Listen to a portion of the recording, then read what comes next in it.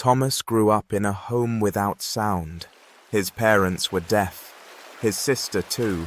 The world he knew moved in gestures, expressions, and long silences.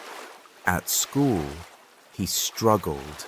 He wasn't loud, he wasn't fast, but he drew, always, on napkins, desks, even his arms.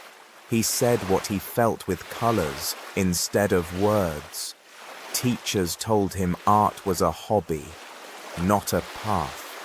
He believed them. He studied accounting, got a job, paid bills. But at night, he painted. Not for money, not for anyone, just to breathe. Years later, his sister visited. She saw the canvases stacked in his closet. Tears filled her eyes. She signed, "The world needs this." She shared one piece online. Within weeks, galleries called. He had his first exhibition at 39. Crowds stood in silence, staring at paintings that spoke of quiet strength. Now he paints full-time, not for fame, not to prove anyone wrong, but to show that even in silence there is a voice. And sometimes the loudest truths are spoken with a brush. Claire hiked alone, always. She wasn't escaping anyone. She was searching for space, for stillness, for answers. At 45, after a messy divorce and a layoff, she packed a backpack and disappeared into the mountains. No phone, no plans, just boots and breath. Each night, she wrote letters she never meant to send. To her parents, her ex, her younger self, some angry, some full of love. She burned most in campfires, but one letter she kept. It began, "Dear me, I'm proud of you." By day she climbed, slipped, got bruised, but she also smiled, truly smiled, for the first time in years. When she returned, she wasn't the same, not healed, but different. She started a blog, shared her hikes, shared her words. People wrote back, thousands, not asking for directions, but asking how to begin their own journey. Now Claire leads wilderness retreats, teaches people how to walk into the unknown, and reminds them that sometimes the letter you most need to read is the one you write to yourself. Every morning, Sam sat on the same bench outside the bakery. He was old, wore the same hat, drank black coffee. He never asked for anything, just smiled and nodded. Kids called him the quiet grandpa. One day, the bakery owner gave him a cinnamon roll. No charge. Sam smiled wider. "Thank you." They began chatting. Just a little. A story here, a joke there. Over time, more people joined him. A student, a nurse, a mailman. The bench became a ritual. Years passed. Sam aged. Slower steps, longer rests. Then one morning, he wasn't there. For the first time in years, the bench was empty. The town noticed. The bakery left out a roll, just in case. A week later, a letter arrived. From Sam's daughter.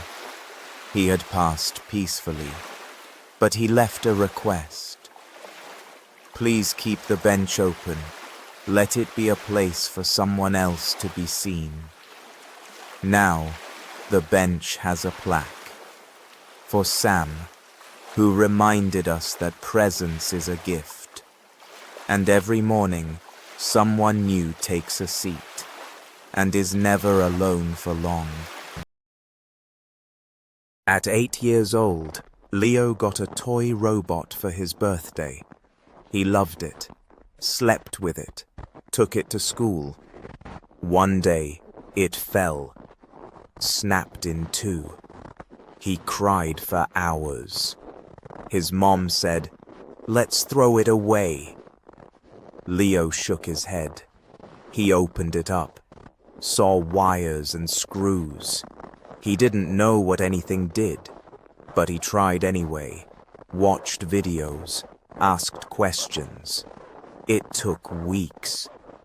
He soldered his first wire at 9. At 10, he fixed neighbors' toys. At 12, he built his own. He joined competitions, lost, improved. By 16, he created a robotic hand for a classmate born without one. It worked. The boy cried. Leo cried too. Now Leo studies engineering, not because of school, but because of a broken robot. It taught him that failure isn't an end. It's an invitation to understand. And that curiosity, when nurtured, becomes power. All because he didn't give up on something everyone else thought was junk. Nina hated the rain. It reminded her of everything that ever went wrong. The day her dad left, the day she lost the scholarship, the day she stood in the street, soaked and sobbing. So when clouds gathered, she stayed inside, shut the blinds, turned up the music. But one day, it started raining during her morning walk. She froze. Then something strange happened. A little girl danced past her in the storm, laughing, spinning, arms wide. Nina stood there watching.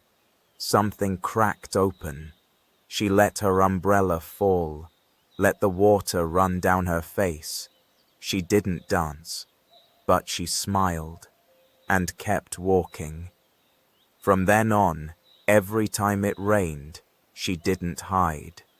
She went out, took deep breaths. She learned that pain doesn't always leave, but it doesn't have to lead. Now she tells her story in community centers, to girls who think storms will drown them. She tells them what she learned. Sometimes the rain isn't punishment. It's the place where we begin again.